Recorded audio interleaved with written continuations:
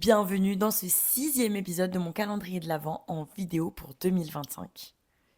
Et aujourd'hui, qui dit le 6 décembre dit Saint-Nicolas, figure emblématique de Noël qui apportait les cadeaux bien avant le Père Noël. Abonne-toi si c'est pas déjà fait. On va aussi parler des autres saints importants de l'Europe de la période de Noël. Alors installe-toi, on part dans un voyage à travers l'histoire, le folklore et les traditions. Commençons par le plus célèbre, Saint-Nicolas. Il naît au IVe siècle en Asie mineure.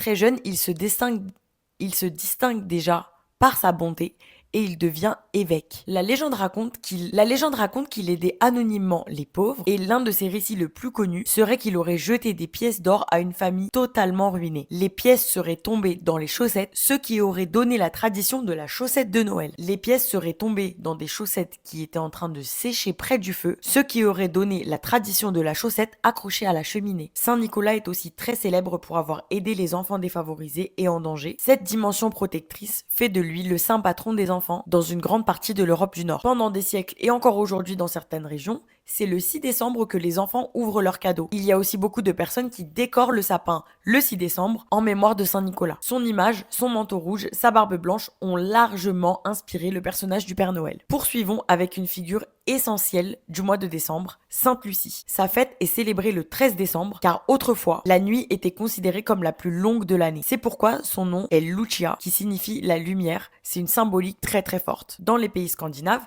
c'est une jeune fille vêtue de blanc qui porte une couronne de bougies sur la tête. Elle apporte chaleur, lumière et nourriture aux habitants. C'est une tradition qui représente l'espoir, la victoire symbolique de la lumière sur la nuit, mais aussi la solidarité envers les plus fragiles. Sainte Lucie incarne des valeurs centrales de Noël. Saint-Martin, qui est fêté le 11 novembre, marque le début du cycle de charité que l'on entame pour les fêtes. Son histoire la plus célèbre raconte qu'il aurait croisé une personne dans la rue transie de froid et qu'il n'aurait pas hésité une seconde à couper son manteau en deux pour le partager avec lui. C'est un geste phare qui symbolise la charité chrétienne. Dans plusieurs régions d'Europe, on associe la fête de Saint-Martin à un moment de redistribution où on offre de la nourriture aux plus pauvres, aussi de l'entraide entre voisins et on fait la fête pour marquer la fin des récoltes. Il lance cette saison de solidarité qui est une valeur essentielle pour Noël. Le 4 décembre, on a célébré la Saint-Barbe. Elle est surtout connue dans le sud de la France, notamment en Provence. Et cette fête représente le renouveau et l'espérance. La tradition veut qu'on plante du blé ou des lentilles dans une petite coupelle. Et si les pousses sont belles à Noël, c'est un signe de prospérité pour l'année à venir. C'est un petit rituel qui symbolise la vie qui renaît malgré le froid, l'espérance et cette idée que Noël apporte une renaissance. C'est logique avec la naissance du Christ. On va citer une dernière sainte qui, elle, est célébrée le 17 novembre, Sainte Élisabeth de Hongrie, figure emblématique de la générosité,